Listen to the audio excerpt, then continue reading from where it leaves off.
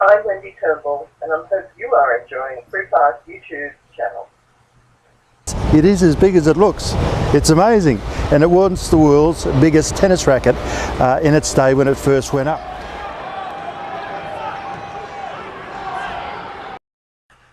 So, Wendy, in this particular interview, I would just like to tell you that during the course of the last week, the Minister for Transport, Scott Emerson, has decided to name a quite substantial footbridge in the Tennyson precinct after Rod Labour, and so that'll be, I think, an important attraction to the Tennyson tennis precinct.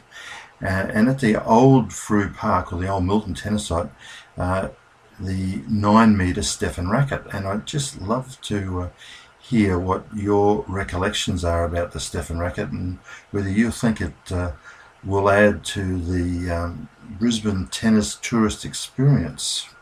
Over to you. Well, first of all, it's great that we have something named after Rod Labour at Tennyson for Rocket, one of the greatest players that ever lived, along with Roger Federer. And we really needed something named after the Rocket, because, he was so great, and he is a Queenslander, and he's such a wonderful person. So I'm really pleased about that, and I've seen the photos of the bridge. I like the photos. I like the bridge. But getting back to the Stefan Racket, yes, I remember seeing that go up, and it was on top of one of the wooden grandstands at Milton. And I remember it, and it was absolutely huge, and you could see it from so far away. And it was great, actually, that someone like Stefan was interested in tennis. I think that was somebody that we really needed to be involved in tennis, to love tennis, and to help tennis at that stage. And I know Daphne was pretty good friends with Stefan. But no, I remember that racket being up there for a very, very long time.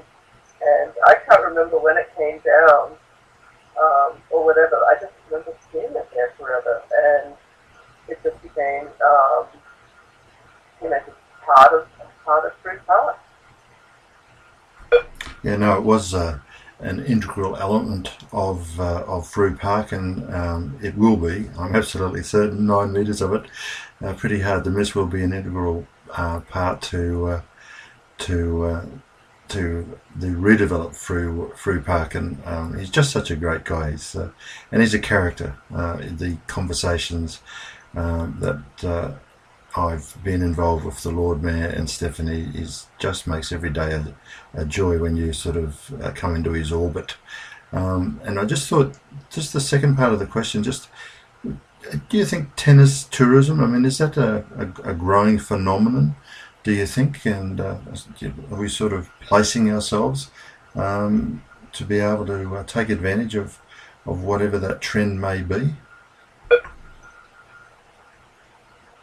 Well, I think an important thing is when we name things after, our sportsmen and women who have achieved something, it's saying to the younger generation, you can strive to do these things to greatness and stuff. I think that the younger generation has to have role models.